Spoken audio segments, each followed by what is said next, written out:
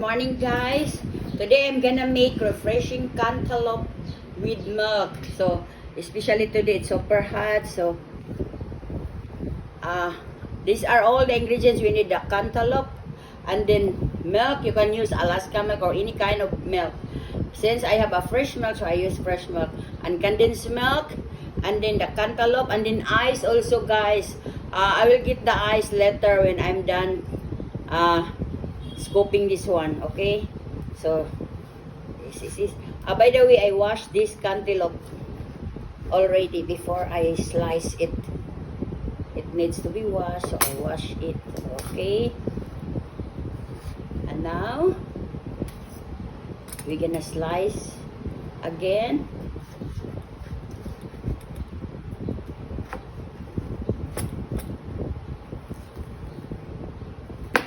Okay guys, and then we're gonna clean up. First, let's got the seeds. There's a lot of seeds.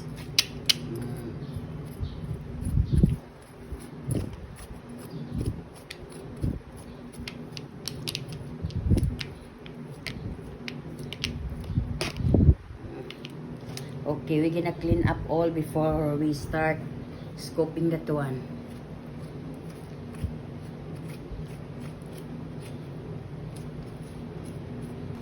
Like this.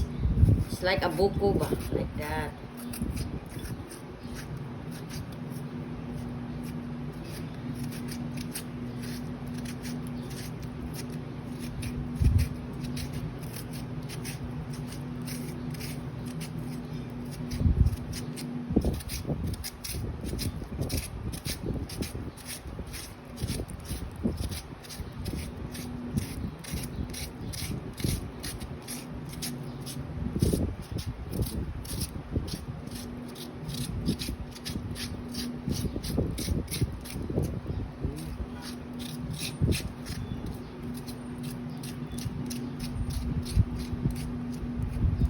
Okay.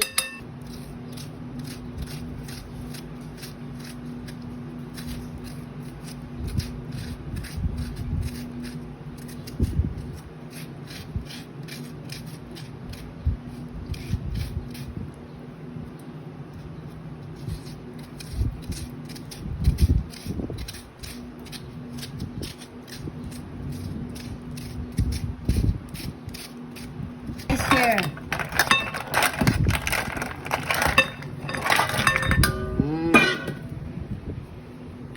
Okay. Okay, and then we're gonna add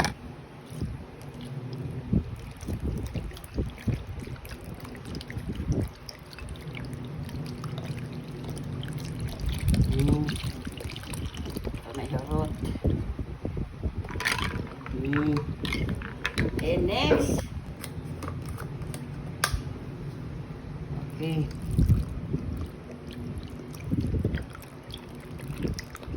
You can use any kind of milk, Alaska, the Ibap Alaska, any kind of milk. Okay, so it's very good for this season. It seems that it's hot. Okay, and now we're gonna add condensed milk so that there's a little sweetness. It depends upon on your taste also, what if you want super sweet, or if you want just not super sweet.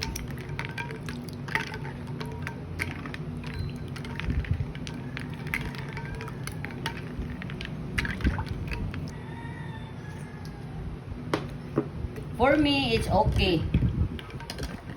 I don't know some of the other. Okay. It seems that it's not super sweet, so we're gonna add more milk or condensed milk. Okay. Okay.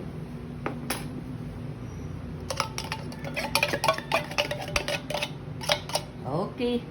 So this is it.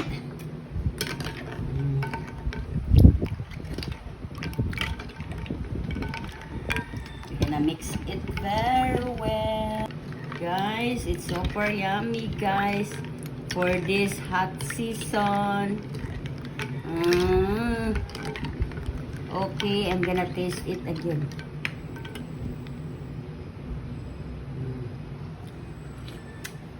Oh, that's enough for me.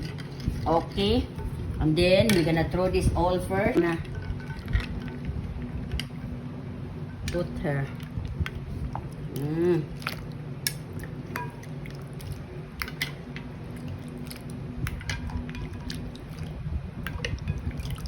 Mm. Okay. There naman. Mm.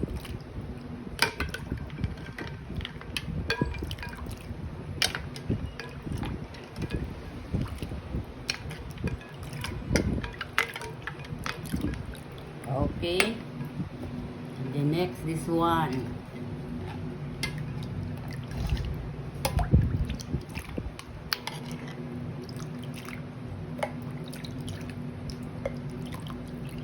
I just make a little mess.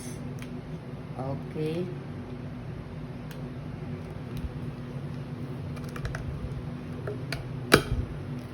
Mm.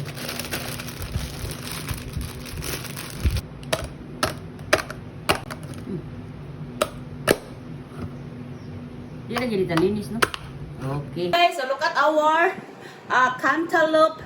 Refreshing cantaloupe with milk. Katakwan. Refreshing cantaloupe with milk, guys. Look at that one. It's super yummy. And now, guys, I'm gonna try this one, guys.